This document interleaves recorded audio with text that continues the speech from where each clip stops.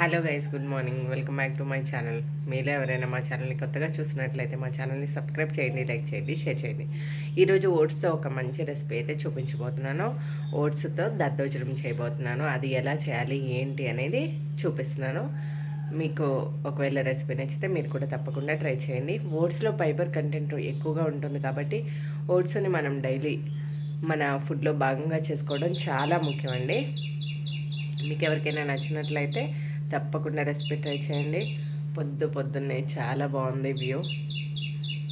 ముందుగా మనం chia seeds 1 spoons అయితే తీసుకుందాము.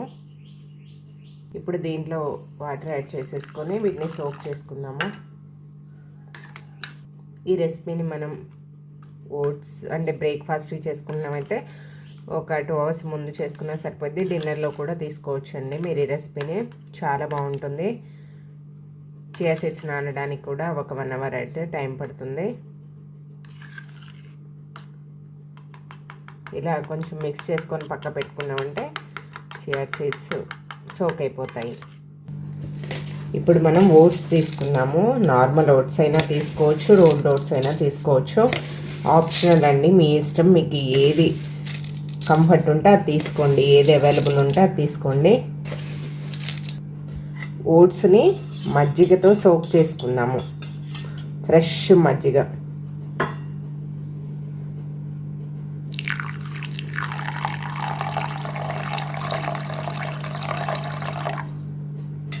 ఓట్స్ మునిగిపోయేంత వరకు వేసుకొని ఇంకొంచెం యాడ్ చేసుకోవాలి.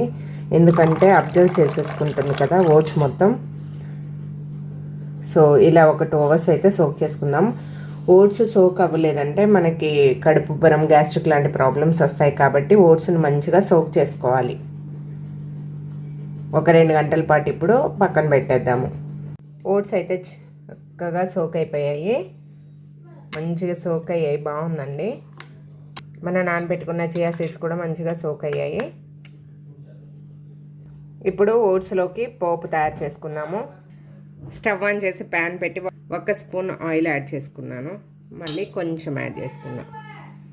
ఇప్పుడు అందులో కొన్ని ఆవాలు, అలాగే కొంచెం జీలకర్ర, అలాగే కొంచెం మినప్పప్పు,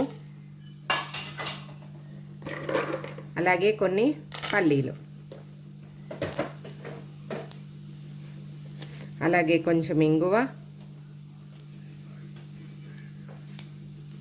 ఒక 2 ఎండుమిర్చి. ఇప్పుడు వీటన్నిటిని చక్కగా ఫ్రై చేసుకోవాలి. మనం డైట్ చేసేటప్పుడు లెస్ ఆయిల్ యూజ్ చేస్తేనే కదా మనకి బెనిఫిట్. ఎక్కువ ఆయిల్ వేసేసుకొని చేసుకుంటే యూజ్ ఏమి ఉండదు కదా. సో అందుకనే వీలైనంత వరకు తక్కువ ఆయిల్ వేస్ట్ చేసుకోవడానికి అయితే ప్రిఫర్ చేయండి. ఈ రెసిపీ అయితే చాలా అంటే చాలా సింపుల్, ఎవరైనా ఈజీగా చేసుకోవచ్చు. అలాగే కొంచెం పచ్చిమిర్చి కూడా యాడ్ చేసుకున్నాను. నాకు ఎండుమిర్చి అంటే చాలా ఇష్టం అండి. ఒక్కటి కూడా వదిలిపెట్టకుండా తింటా. ఇందులో వచ్చిన పోపు అన్నంలో కానీ, అలాగే పోహాలో కానీ, ఎందులో వేసుకున్న ఎండుమిర్చి అంటే చాలా ఇష్టం. మీలో ఎంతమందికి ఇష్టం? అవన్నీ నేనే తినేస్తాను. ఇప్పుడు పచ్చిమిర్చి, ఎండుమిర్చి. ఓట్స్లో ఇప్పుడు టేస్ట్కి సరిపోను ఉప్పు యాడ్ చేసుకుందాము. ఎందుకంటే మజ్జిగ యాడ్ చేసుకున్నాం కాబట్టి ఉప్పు మస్ట్ అండ్ షుడ్ కాబట్టి ఉప్పు కూడా యాడ్ చేసుకున్నాము. అలాగే ఇందాక సోక్ చేసి పెట్టుకున్న చియా సీడ్స్ కూడా ఇందులో ఇప్పుడు యాడ్ చేసేసుకుందాము.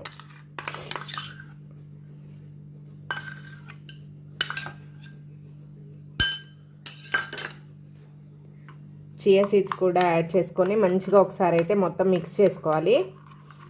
చియా సీడ్స్ చాలా మంచిది వెయిట్ లాస్కి. అలాగే ఎక్కువ ఫైబర్ కంటెంట్ ఉంటుంది, ఒమేగా 3 ఉంటుంది. కాబట్టి మీ డైట్లో భాగంగా చేర్చుకోండి. ఒకవేళ ఇలా తినలేము అని అనుకుంటే మంచిగా వాటర్లో యాడ్ చేసుకొని కూడా మీరు తీసుకోవచ్చు. నానబెట్టుకొని మజ్జిగలో యాడ్ చేసుకొని కూడా మీరు తీసుకోవచ్చు. ఇప్పుడు పోపు వేగిపోయింది కదా, పోపును కూడా ఇందులో యాడ్ చేసేసుకుందాం.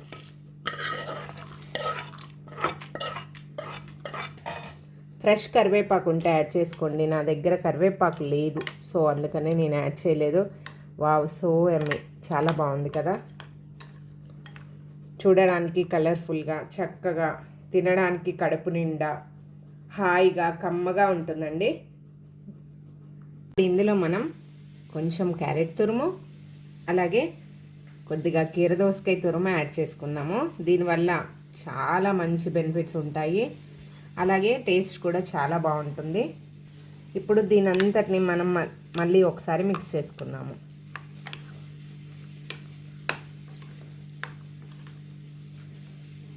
So Emmy breakfast are dinner ఎలా అయినా తీసుకోవచ్చు మీరు.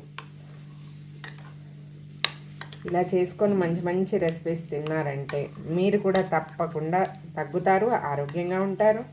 ఓట్స్తో దద్దోజనం తినడానికైతే రెడీ అయిపోయింది. చూడడానికి కలర్ఫుల్గా, తినడానికి కమ్మగా, కడుపుకి చల్లగా హాయిగా ఉంది.